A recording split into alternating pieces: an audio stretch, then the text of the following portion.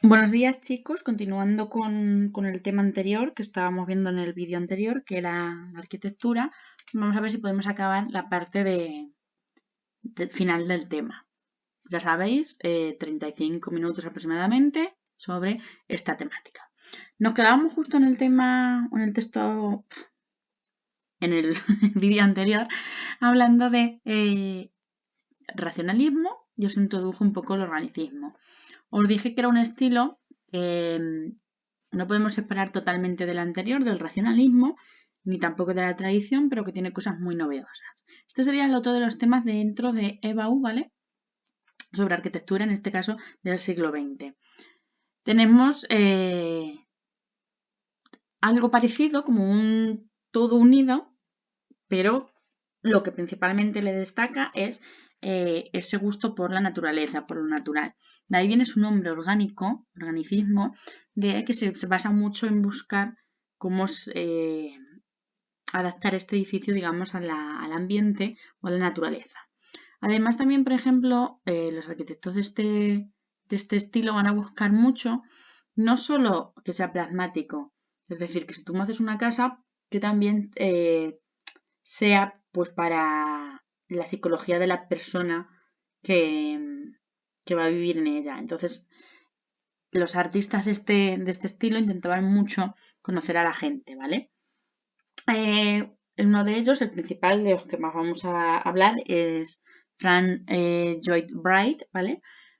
Y tenemos que destacar que estas obras, ahora a partir de estas, sobre todo, vamos a ver que no están en Europa, sino que nos hemos trasladado a Estados Unidos, pues por ese régimen nazi que tenemos, por ejemplo, en Alemania, la guerra o la posguerra incluso, que va a ser muy dura. Entonces, vamos a tener muchas obras en Estados Unidos. La primera de ellas, de las que vamos a ver ahora y vamos a ir viendo sus características, es la Casa Kaufmann o Casa de la Cascada, ¿vale? Ya el nombre nos indica que si se llama Casa de la Cascada es porque cerca, tan cerca como que casi va a ser dentro, va a haber una cascada. Y vamos a ver que el edificio pues, es totalmente vivo, es como natural total y no cumple unos cánones perfectos como todas las obras de Le Corbusier, etc. Bright hace cosas muy diferentes dependiendo de para qué sea el edificio. Porque la segunda de las obras que nos piden en EBAU de este arquitecto es el Museo Guggenheim de Nueva York y no tiene nada que ver con el primero. Por lo tanto, crea obras muy concretas, muy originales, muy diferentes, dependiendo de su objetivo. Como ya os he dicho, la primera obra que vamos a destacar es la Casa de la Cascada, la Casa Kaufmann. Aquí podéis ver más en detalle cómo estamos dentro de una naturaleza perfecta, cómo esas escaleras nos bajan ahí a la zona del río donde está esa cascada, el interior, cómo sería en su planta, no sé, en su alzado, perdón, la planta del edificio. Ahora no estoy delante vuestra, ni os estoy viendo, ni sé vuestra reacción, pero seguro que ha sido madre mía. Y otros ejemplos de este interior, ¿vale? Que veáis que es totalmente natural. Que no tiene nada que ver con lo que hemos visto de la Villa Saboya en Le Corbusier, pero sí que tiene cosas muy parecidas arquitectónicamente hablando. Voy a dejar la primera para que nos ubiquemos un poco, ¿vale? Y la identificación sería la Casa Kaufmann o la Casa de la Cascada, que es como se conoce mayormente, de Frank Lloyd Wright. Está realizada en Pensilvania, en Estados Unidos. Realizada en 1936 es cuando se empieza y se termina en 1939. Fechas que coinciden con la Guerra Civil Española o el inicio de la Segunda Guerra Mundial. Es una arquitectura civil porque es una casa residencial, es decir, que aquí va a vivir alguien. Y el estilo de organicismo. Esta es la casa, la vivienda, digamos, de la familia Kaufmann, ¿vale? Una familia muy importante en Pensilvania en aquel momento. Y tenemos que destacar que a día de hoy no es una vivienda, sino que se ha quedado como un museo para conservar estas obras, el mobiliario, etc. Y lo primero que nos llama la atención de esta obra, pues es que la casa está integrada totalmente a la naturaleza. Parece que la cascada viene de la propia casa, no es tan así, sino que la casa está construida sobre la cascada, pero no pasa por dentro, ni mucho menos. Y como veis, pues arquitectura moderna incluida dentro de la naturaleza y utiliza algunos elementos para ayudarse a unificar o a mezclar todo esto, ¿vale? Si os dais cuenta, pues las piedras más oscuras, más gris, la mampostería de los muros, sobre todo de los centrales, es más irregular, imitando más a las rocas de una cascada. Ya no hay ese blanco tan puro, esas formas tan puras, sino que hay un poco más de mezcla. Pero en las zonas más rectangulares, si vemos esas formas puras, todo plano, ventanales muy grandes también para dar mucha luz. Entonces tiene cosas de la arquitectura racionalista, pero visto de otra manera, con una visión totalmente diferente, ¿vale? Es el ejemplo perfecto de arquitectura organicista, es la mejor de todas. Yo si estuviese que poner una de estas arquitecturas, sin duda pondría esta, porque es la que mejor nos cuadra pues esa idea de integrar el edificio y la naturaleza, de tener las dos cosas juntas. Parece, como ya he dicho, que el agua sale de ella, pero no, sino que es un efecto visual, esto está construido por encima. Y también, pues, imaginaros vivir dentro de esto, el efecto sonoro que tú tienes todo el día, de relajación del agua que cae, etcétera. A quien le relaje, porque habrá otras personas como yo, por ejemplo, que me pondría de los nervios. Como ya os he dicho, pues lo que voy a utilizar va a ser piedras de la zona, de donde están construyéndose, para hacer ese sillarejo, esa mampostería más irregulares, que sobre todo están en las zonas más verticales del edificio, en esa parte central, mientras que el resto pues lo utiliza con hormigón, con pinturas más claras, con vidrio, con metales, etcétera, algo que ya habíamos visto. Incluso, por ejemplo, los vidrios en este caso están pintados con color rojo, ¿vale? Unos tonos más rojizos, para involucrarse o fundirse con la naturaleza. Tenemos que destacar también que esta casa pues, va a tener el núcleo central, que es la zona más alta, ese vertical, que es una chimenea, como vamos a ver ahora. En la planta y está, cuando expliquemos la planta, y a partir de ahí pues se va expandiendo, digamos, en diferentes zonas. Va sacando como diferentes plantas del edificio, pues uno hacia cada lado, uno hacia arriba, otro más a un lado, etcétera, y hace pues al final una planta como la que vemos aquí, que parece con mucha diferencia a una especie de planta cruciforme, de cruz, ¿vale? Lo que nosotros estamos viendo antes con la roca de la cascada sería lo que en este edificio se ve aquí, ¿vale? Y la parte de la chimenea sería la parte central, toda esta parte de aquí, donde tiene la zona más vertical y a partir de ahí pues se va desarrollando el resto del edificio. Como que de ahí, que es el central, va sacando pues aquí una habitación, en esta planta otra habitación o el salón y va articulando diferentes edificios. Como veis, por ejemplo, tenemos una escalera de caracol, se puede intuir aquí donde hay una cocina, baños, etcétera, ¿vale? Y tenemos también estas estructuras que vamos a ver ahora, que es como para alargar un poco, digamos, la estructura de nuestro edificio. Había una imagen que se veía bastante bien. Esta, ¿veis? Que cómo realizar, extender ese porche, digamos, y donde incluye también esos huecos pues, para salvar las árboles, plantas, etcétera, que aparecían o que estaban anteriores a la construcción. Esto es desde la perspectiva de la planta, digamos, ¿vale? El alzado es este. Aquí es donde tenemos nuestra edificio en 3-4 plantas, podríamos decir. Y 4, digamos, si tenemos en cuenta que la superior da salida a la naturaleza, a la parte más inferior, pero realmente son 3, ¿vale? La primera de ellas, que es la que tenemos justo aquí, es la más grande, digamos, en espacio, es, por ejemplo, una planta libre, es decir, que no tiene diferentes chimeneas, perdón, habitaciones separadas, es igual que, por ejemplo, hace Le Corbusier. Ahí está la chimenea con el gran salón, la cocina, baños, ¿vale? Y tenemos también una terraza. La segunda planta, que sería la planta superior, es donde tenemos dormitorios y baños, en este caso de los padres de la familia Kaufman.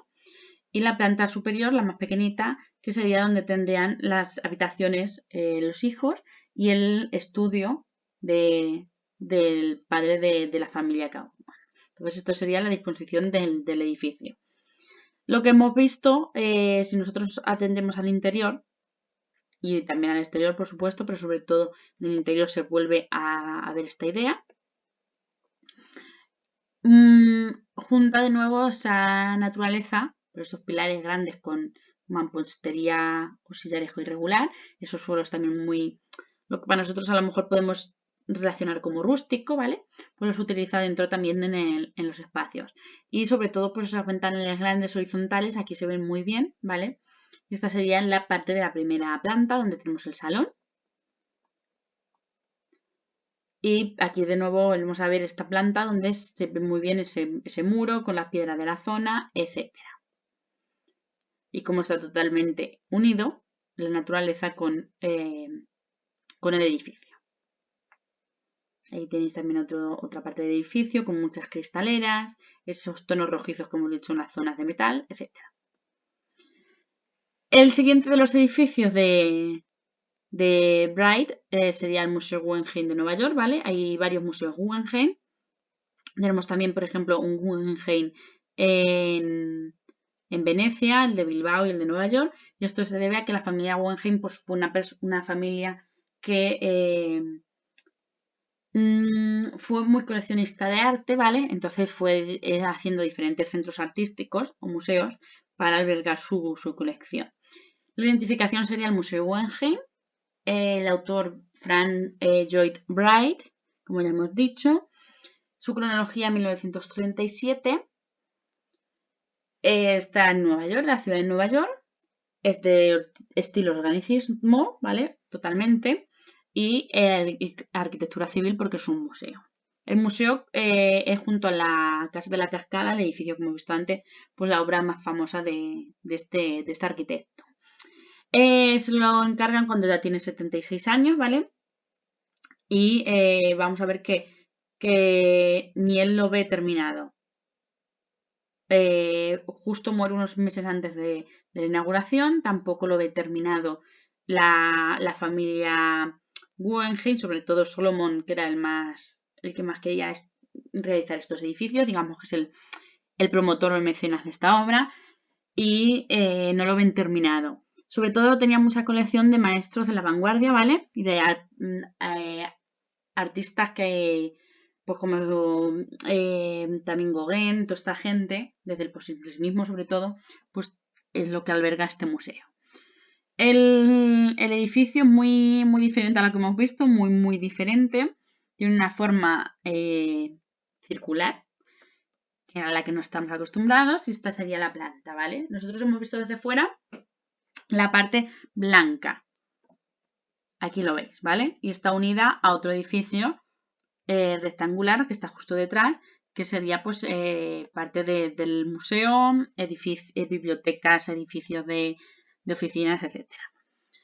Lo que quería realizar con este edificio de este tipo, aquí tenéis una imagen para que lo veáis de dentro, es que en esta rampa, porque todo es una rampa, no es una escalera, sino que es una rampa en forma de espiral, el espectador fuese el que la fuese rodeando y fuese partícipe de la obra. Es decir, que estuviese siempre expuesta a la obra del Guggenheim y digamos que hubiese una especie de juego con el espectador.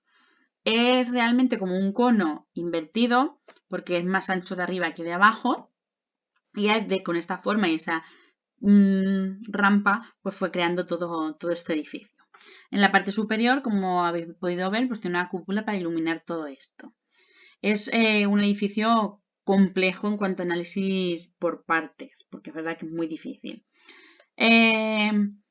Sobre todo, por ejemplo, lo que se utiliza mucho, lo que se tiene mucho en cuenta es la accesibilidad del visitante. Pueden acceder gente con silla de ruedas, no hace falta o no es necesario tampoco tener un ascensor. Entonces, él tiene en cuenta mucho que es un edificio al que tiene que entrar todo el mundo y al que van a ver obras de arte.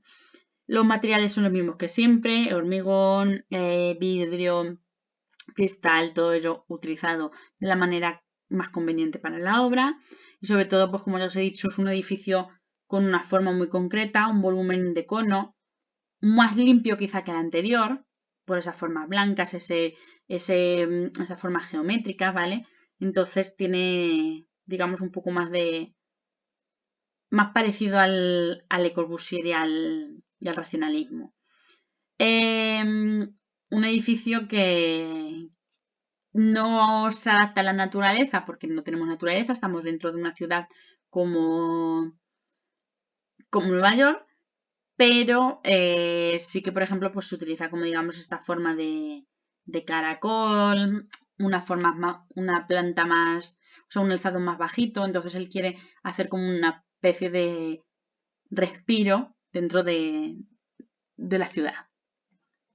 Aquí tenemos las imágenes que ya hemos visto.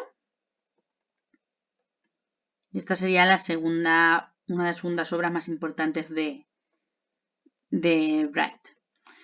Dentro también de este momento vamos a tener a otros artistas, ¿vale? Y aquí me gustaría mucho destacar que tuviésemos en cuenta a Miguel Fisac, que también es organicista y que tiene obras, pues ya sabemos que es español, que nació en Daimiel, es daimileño, o sea, es de nuestra localidad, tenemos que conocer y hace cosas muy parecidas a las de Bright.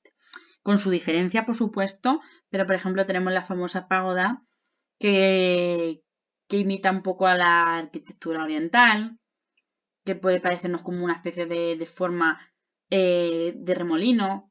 Entonces son arquitecturas parecidas a lo que hemos visto antes. Esas ventanas muy horizontales y sobre todo pues el uso mucho del hormigón prensado que tuvo Miguel Fisac. Esta, por ejemplo, la planta no tiene nada que ver tampoco, son edificios también con planta o cubierta plana. Y dentro también de estos artistas que tenemos en este momento, pues a Oscar Niemeyer con un museo de arte contemporáneo en Niterói, ¿vale? Tenemos como un apéndice, un anexo de lo que hemos visto antes, que sería el estilo internacional, que es como la continuación de características ya mencionadas. Esto sobre todo se une más o se parece más, digamos, a el funcionalismo. Entonces van a tener características muy parecidas. El edificio que nos entra de este tipo en Ebau es el Sigrand Building, ¿vale? De Mies van der Rohe, o sea que Mies van der Rohe sigue construyendo y es un rascacielos. Está diseñado por Mies van der Rohe, como ya os he dicho, con la ayuda de otro arquitecto como es Philip Johnson y pues para una empresa canadiense que se llama Sigrand Sons. Sigrand Building, Mies van der Rohe, está construido en Manhattan entre 1954 y 1958 y es una arquitectura civil, ¿vale? Es un rascacielos de 157 metros de altura, casi nada, con 39 plantas. Y acordaros que es ese tema de en menos espacio, en menos suelo, me ahorro mucho más dinero, construyo muchas viviendas, muchas oficinas, etc.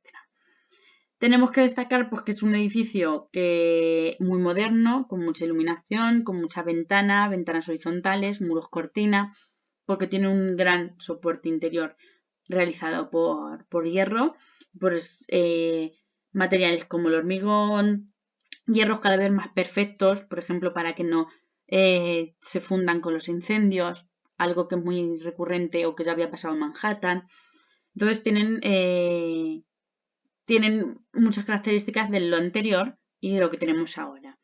E incluso, por ejemplo, en América se obliga a construir con edificios, o sea, con materiales de este tipo, ignífugos, que se llaman, para que no haya esos incendios que habían pasado en más de una vez.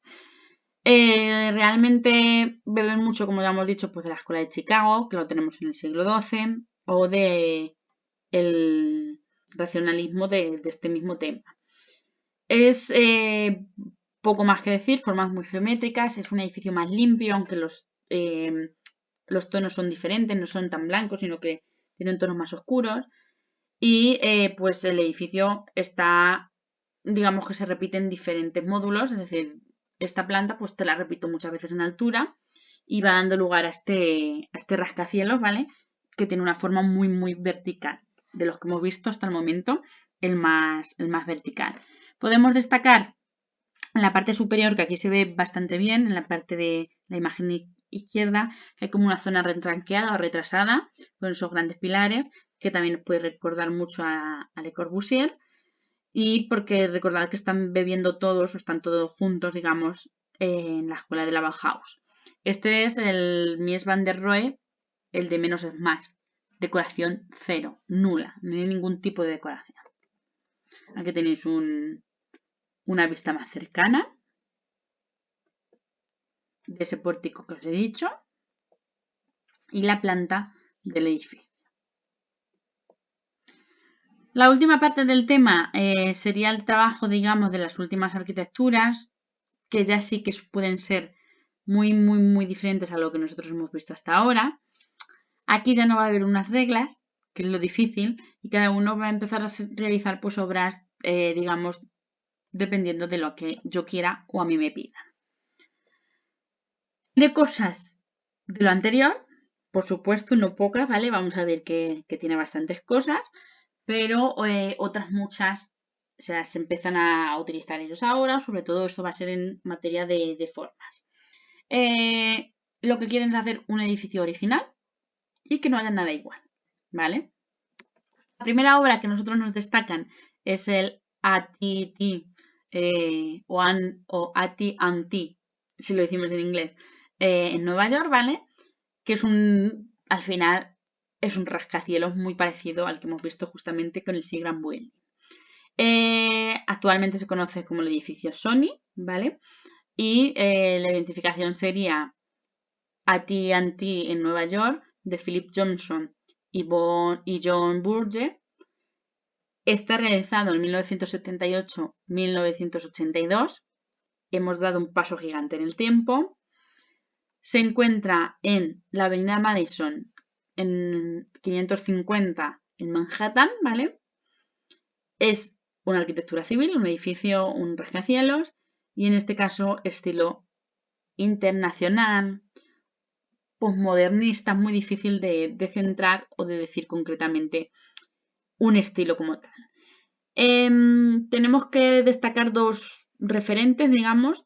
Se parece a algunos edificios que hemos visto antes, con diferencia, por supuesto.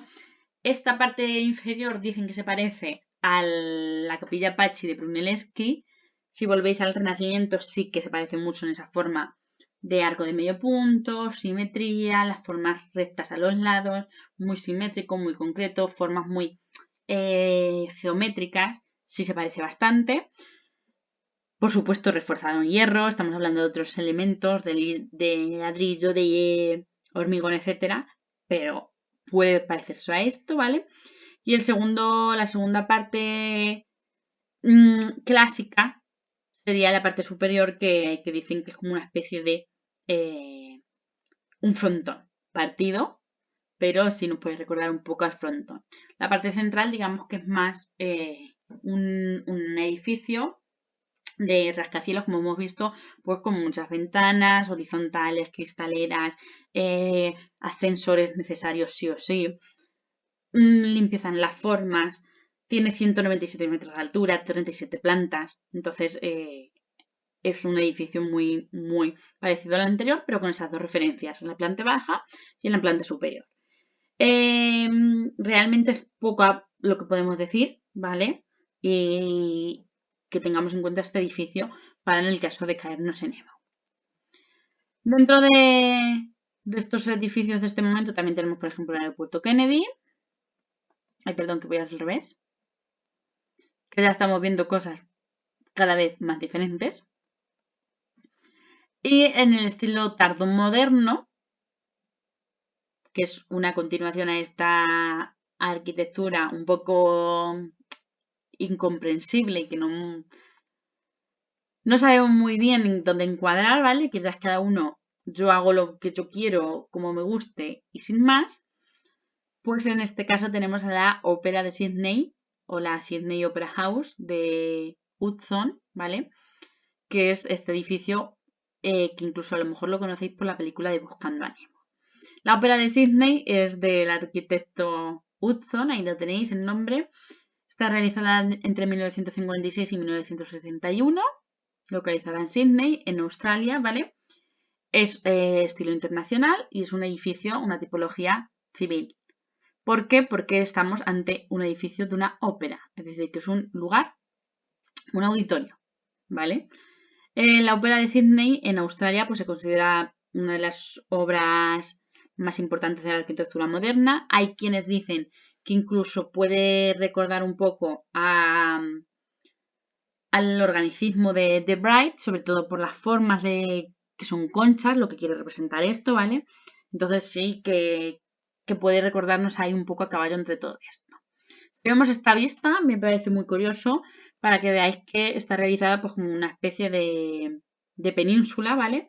Que está rodeada toda ella por el agua y que por eso hace estas formas como de conchas de hormigón recubiertas de cerámica, de azulejo, ¿vale?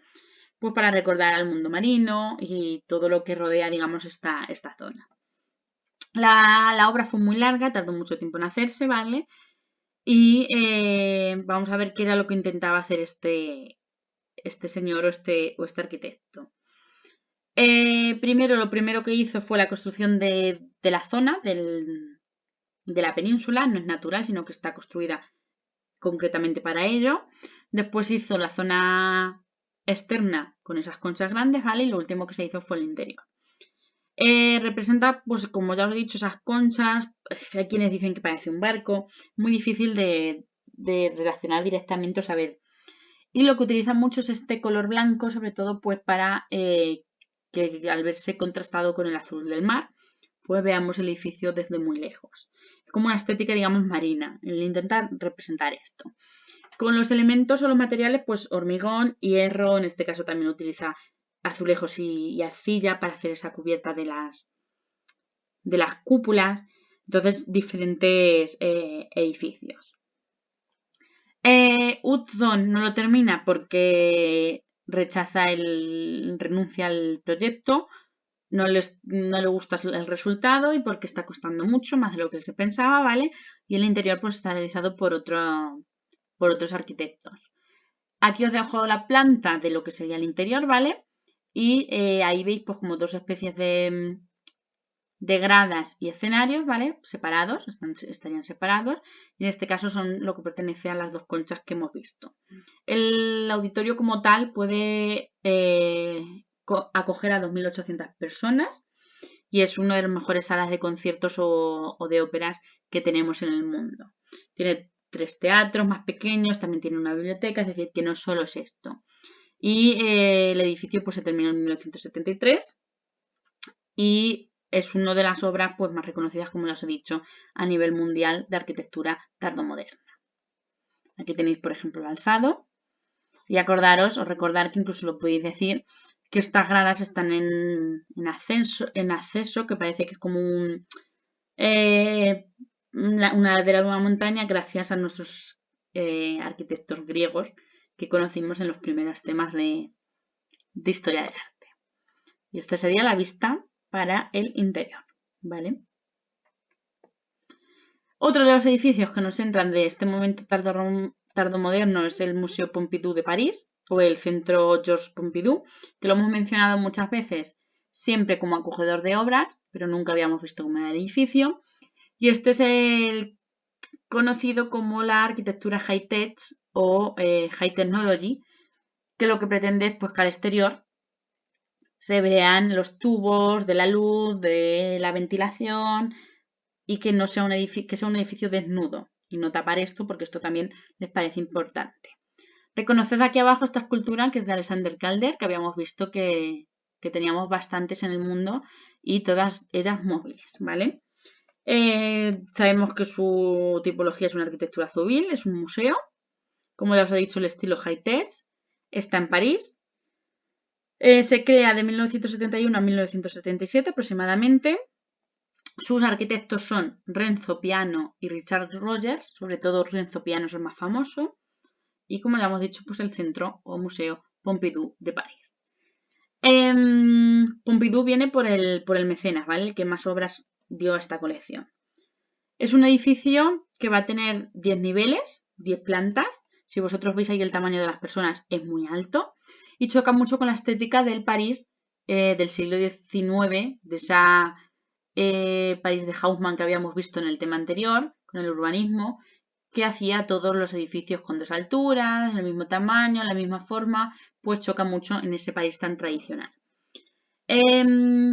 Acoge, como ya hemos dicho, pues exposiciones de la colección permanente, de las temporales, salas de cine, biblioteca, todo lo que suele tener un museo.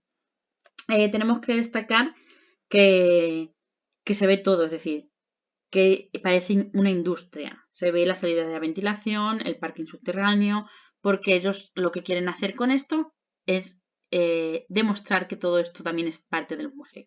Veis aquí, por ejemplo, cómo se ven todos esos tubos, los pintan de colores, entonces es muy curioso.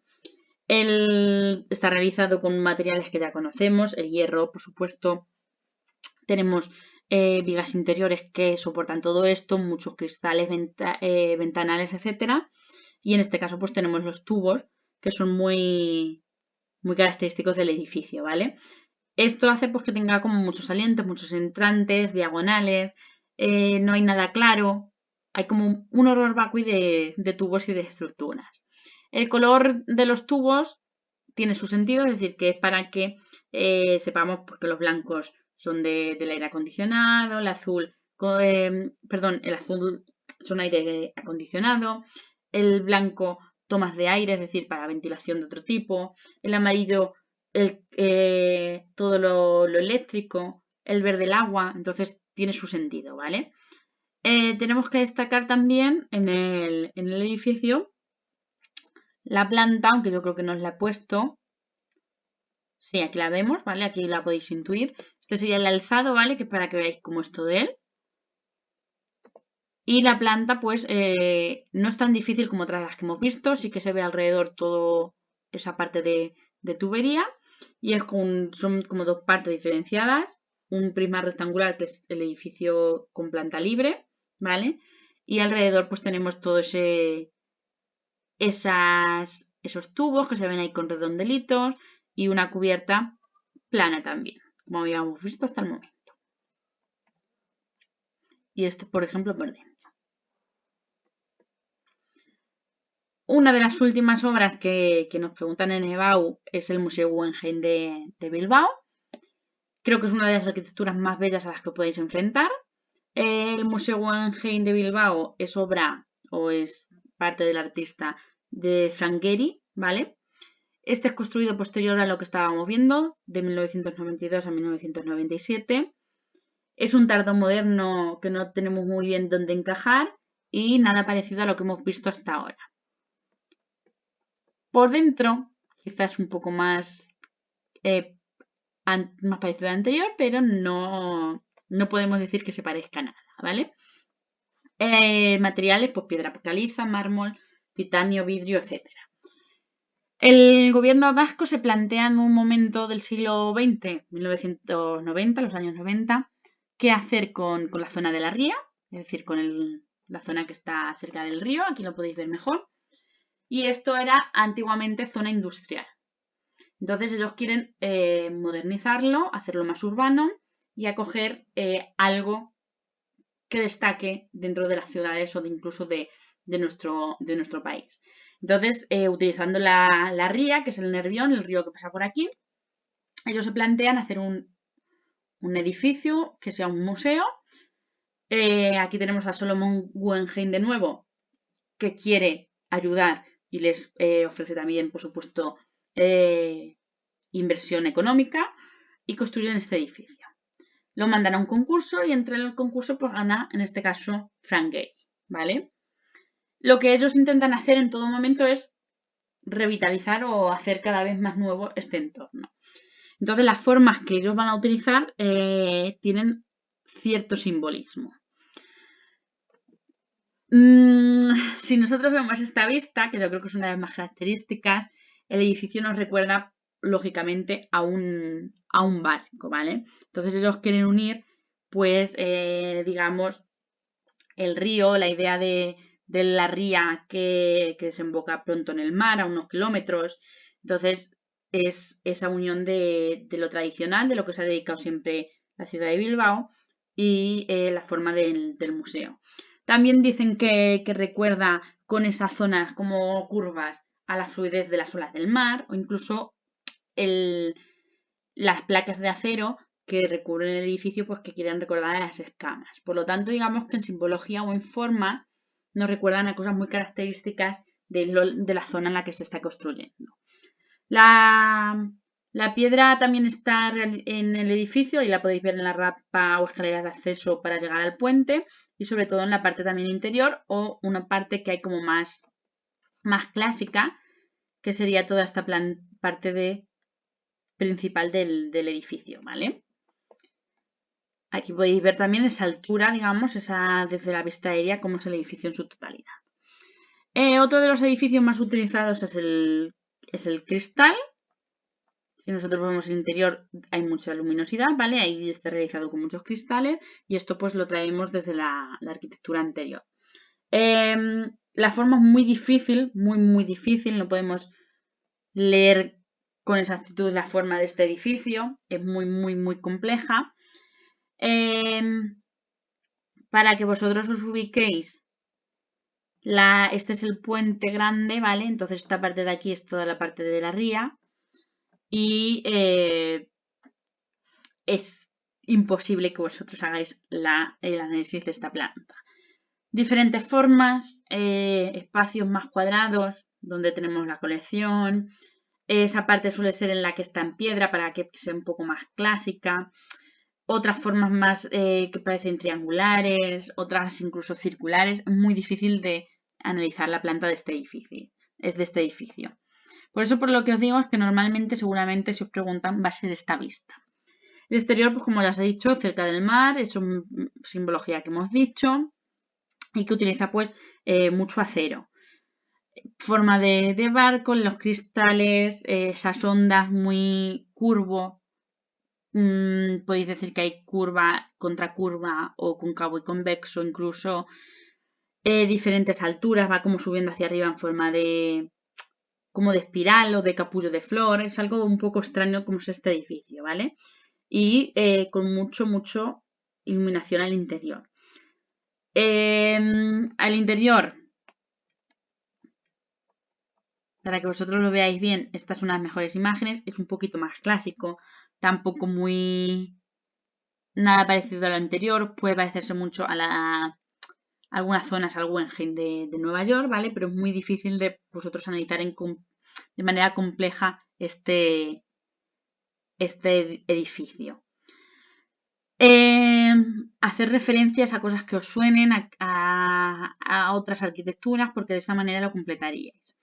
Solo deciros que este edificio no es solo esto, sino que todo él es un montón de obras inscritas dentro del edificio. Tenemos la famosa araña, que es una obra de Louis Bourgeois que se llama Mamá. Es una representación pues de la madre con sus huevos y cómo cuidan las madres araña también a sus crías. O por ejemplo, esta niebla que veis aquí no es porque este día hiciese mucho frío en Bilbao, que tiene posibilidad de que llueva también, pero en este caso pues es una obra de arte povera, o arte pobre que se llama, que es una niebla creada a propósito con máquinas de humo. También veis por aquí estas obras brillantes que son como bolitas de colores y otras plateadas, que son obras de Dave Koff, que lo veremos luego en otro vídeo. Aquí tenéis la imagen de cómo se fue creando esto, su estructura de metal. O el famoso pupi, que es un arbusto recortado con forma de perro, que es la mascota del Museo Guggenheim y que también es una obra de arte, ¿vale? Ya os digo que es uno de los edificios más bellos de arquitectura contemporánea, es precioso, es un edificio precioso, pero para vosotros sería muy complejo de analizar. Por lo tanto, disfrutar de sus vistas, que es de lo poco que vamos a poder hacer. Y para terminar, solo para que os suenen o para que veáis cosas, ¿vale? En este tardo moderno también tenemos a Calatrava, uno de los arquitectos españoles más famosos, con el Parque de las Ciencias de Valencia, que seguro que alguno de vosotros habéis estado. También tiene esta obra de la estación de tren en Nueva York, que también es de Calatrava. Norman Foster, todavía sigue vivo y que ha hecho miles de obras, aunque nosotros no caigamos o no las reconozcamos. Esta Torre Cepsa en Madrid. O, por ejemplo, este fue uno de los arquitectos que hicieron diferentes proyectos para la restauración de Notre Dame. O la pirámide del Louvre de Pei, que no solo hacia el exterior, que vosotros lo que más o menos soléis recordar o reconocer es esa pirámide de cristal hacia el exterior, sino que también está invertida y está hacia adentro, como símbolo de uno de los museos que alberga más obra de faraones egipcios del mundo. Aquí tenéis el exterior. Y hacia adentro en la pirámide que hemos visto anteriormente. Esto sería todo. Os dejo esta imagen para terminar. Y es un pelín más largo. Me he extendido unos 5 minutos más para terminar. Porque es verdad que ese final pues tampoco quería separarlo del tema. Como veis es muy complejo encuadrarlos. Es bastante difícil. Pero por lo menos que nos suenen las características que más se repiten. Porque si nos cae una de estas obras, pues repitiendo estas características, poniendo un poco de teoría y mencionando obras parecidas o que podamos relacionar, sacarías muy bien los comentarios. Por lo tanto, yo creo que lo podéis hacer bastante bien. Con esto acabaríamos los vídeos del tema 13, que sería el último tema propiamente dicho que va a entrar en clase, la parte del impresionismo del tema 12 y el tema 13. Y os haré un siguiente vídeo, que aunque no lo cuelgue esta semana posiblemente, os lo cuelgue después, una vez hecho el examen, etcétera, pues lo que haremos será, o lo que haré será explicar muy rápidamente las artes desde 1945, pues para en el caso de que si lo queréis ver, un vídeo de 20 minutos o así, que os suene algo, que podáis relacionar, que tengáis alguna idea, o incluso solo por curiosidad, ¿vale? Espero que no tengáis muchas dudas y os vuelvo a decir que si tenéis dudas no dudéis ni un segundo en preguntarme porque estoy a vuestra disposición, aunque yo no esté aquí en el centro.